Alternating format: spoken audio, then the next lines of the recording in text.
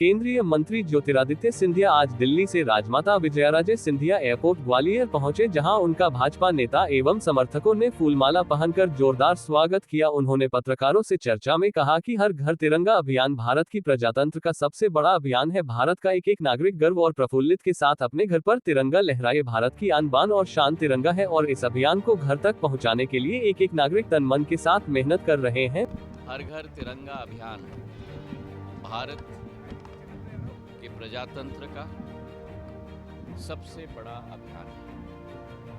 भारत का एक एक नागरिक गर्व और प्रफुल्लता के साथ अपने घर पर तिरंगा लहराए। और आप सबसे भी मैं निवेदन करना चाहता हूँ, भारत की आन बान और शान हमारा तिरंगा है और इस अभियान को घर घर तक पहुँचाने के लिए एक एक नागरिक तन मन के साथ मेहनत कर रहे हैं। मेरा पोस्ट ऑफिस विभाग भी हमारे 1,64,000 डाक घर पूरे देश में तिरंगे को पहुंचाने के लिए अपनी पूरी मेहनत कर रहे हैं। मुझे विश्वास है कि जैसे पिछले वर्षों में करोड़ों झंडों के आधार पर हर व्यक्ति ने अपना मान और सम्मान के आधार पर तिरंगे को अपने घर पे लहराया था, इस वर्ष भी वही स्थिति होगी। पिछले बार मैं जब आया था तो आगरा से ग्वालियर की एक्सप्रेसवे की सौगात में लेके आया था, जिसके लिए मैं प्रधानमंत्री जी को, गडकरी साहब को और मुख्यमंत्री जी को बहुत धन्यवाद देना चाहता हूँ। ये ग्वालियर की फ़िज़ा को बदलेगी जैसे इस एयरपोर्ट ने ग्वालियर की फ़िज़ा को बदला है। और मुझे इस बात की बड़ी खुशी है कि आज जो फ्लाइट में मैं आया 185 में से 175 यात्री आए हैं, तो मतलब करीब 95% फ़्लाइट हमारा अब भर चुका है। और यही एक यात्रा चलती रहे। ग्वालियर को अब जो नींव ग्वालियर की बन गई है, एयरपोर्ट के साथ, रेलवे स्टेशन के साथ, एक्सप्रेसवे के साथ, अटल एक्सप्रेसवे के साथ, अस्पताल, 1000 बिस्तर के अस्पताल के साथ, मल्टी स्पेशलिटी अस्पताल के साथ, चंबल से पानी लाने की योजना के आधार पर, ISBT की योजना के आधार पर अब समय है ग्वालियर में लोगों को आकर्षित करने के लिए। और इसलिए मैं मुख्यमंत्री जी को धन्यवाद देना चाहता हूं कि 28 तारीख को जो मैंने मांग रखी थी कि ग्वालियर में इन्वेस्टमेंट समिट होनी चाहिए, वो इन्वेस्टमेंट समिट आयोजित किया जा रहा है।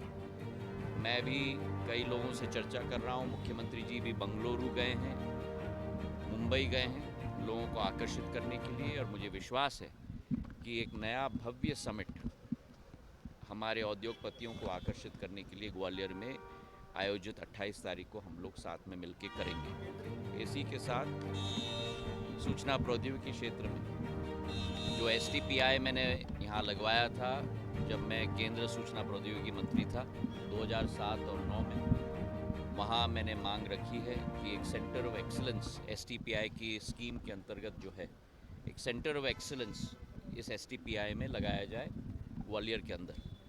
और पूर्ण रूप से हमारे सूचना प्रौद्योगिकी मंत्री अश्विनी वैष्णव जी ने अपना समर्थन दिया है और इससे नए स्टार्टअप ग्वालियर में भी स्थापित होंगे।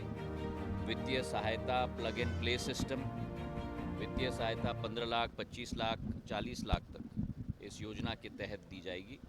और एक नई ऊर्जा स्टार्टअप्स के क्षेत्र में भी ग्वालियर में इसके आधार पे आएगी। कांग्रेस का एक ही काम है, देश में अराजकता फैलाना, देश को विवादित मामलों में उलझाना। प्रधानमंत्री जी एक मशाल लेकर, भारतीय जनता पार्टी का एक एक कार्यकर्ता एक मशाल लेकर देश को विकास और प्रगति के मार्ग पर चला रहा है।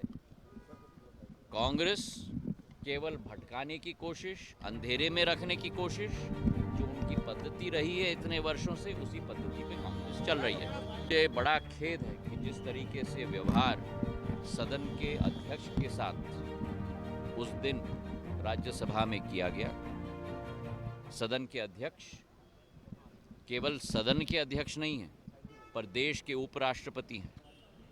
उनके साथ जो बदसलूकी की गई, मैं मानता हूं कि विपक्ष के एक एक व्यक्ति को माफ़ी मांगनी चाहिए, क्योंकि ये अपमान सदन के अध्यक्ष हमारे देश के उपराष्ट्रपति के साथ नहीं है, ये हमारे संविधान के साथ है, ये हमारे तिरंगे के साथ है। और मैं मानता हूँ कि जनता सब कुछ समझती है। जो शोरगुल हो रहा है सदन में, जो लोगों का अपमान हो रहा है सदन में, जिस तरीके से 2014 में, 19 में और 24 में जनता ने सबक सिखाया था, आने वाले दिनों में भी जनता उन्हें सबक सिखाते ही जाएगी।